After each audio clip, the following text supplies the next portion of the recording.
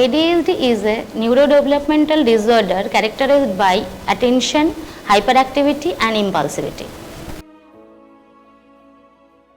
এখন বাড়িতে হয়তো সে এক জায়গায় বসছে না, কোনো কাজেই তার মন নেই, কিছুই করতে ওর ভাল লাগছে না, তখন পেরেন্ট আমাদের কাছে নিয়ে আসেন। তখন তার একটা অ্যাসেসমেন্ট প্রথমে করা হয়, তারপরে তার নিড বেস দেখা হয় তার কি কোন কোন জায়গাগুলো অসুবিধা হচ্ছে, সেগুলো দেখে তাকে থেরাপিগুলো দেওয়া হয়।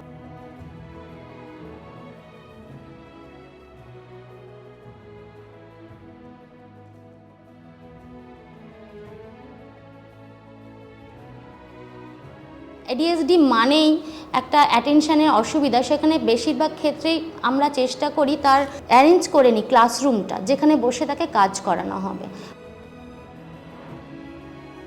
এদের এইসব বাচ্চার ক্ষেত্রে সবসময় একটা clear, short and simple instruction সবসময় দিতে হয়, আর এদের জন্য একটা ভিজুয়াল শিডিউল করতে হয়, মানে ডেলি টাইম টেবিলটা ফিক্সড করতে হয়, আর সেটা সবসময় ছবি ইউজ করে করা হয়, যাতে ওরা দেখেই বুঝে যায় আজকে আমাকে কি কি করতে হবে।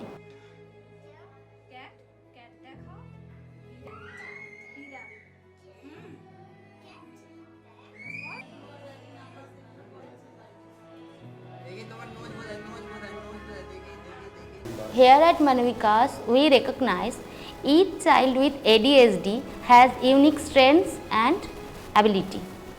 আমাদের শিডিউলে যেহেতু অ্যাটেনশনটার অসুবিধা, অ্যাটেনশন এনহ্যান্সিং অ্যাক্টিভিটির দিকে বেশি জোর দিই, যেমন অনটাস্ক অ্যাক্টিভিটি আছে আমাদের, building with blocks, puzzle solving activity.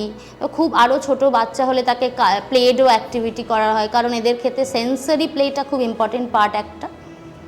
আর এছাড়া ফিঙ্গারপ্রিন্ট করানো, এগুলো বেশি করে করানো হয়। ওই জন্য এক্ষেত্রে বাচ্চাদের ক্ষেত্রে সবসময় একটা বিহেভিয়ার থেরাপি বা একটা থেরাপি কখনো কার্যকরী হয় না। আমাদের মনোবিকাসে সবসময় আমরা একটা বাচ্চার যখন রুটিন টাইম টেবিল সেট করি, একসাথে 2 বা 3টে থেরাপি একসঙ্গে সেট করি। সেটা ফার্স্টে একটা সেন্সারি ইন্টিগ্রেশন থেরাপি সেট করা হয়, তারপরে একটা স্পেশাল এডুকেশন, তার সাথে স্পিচ থেরাপি, এইভাবে পরপর করলে বাচ্চাটি বেশি এফেক্টিভ হতে দেখা গেছে।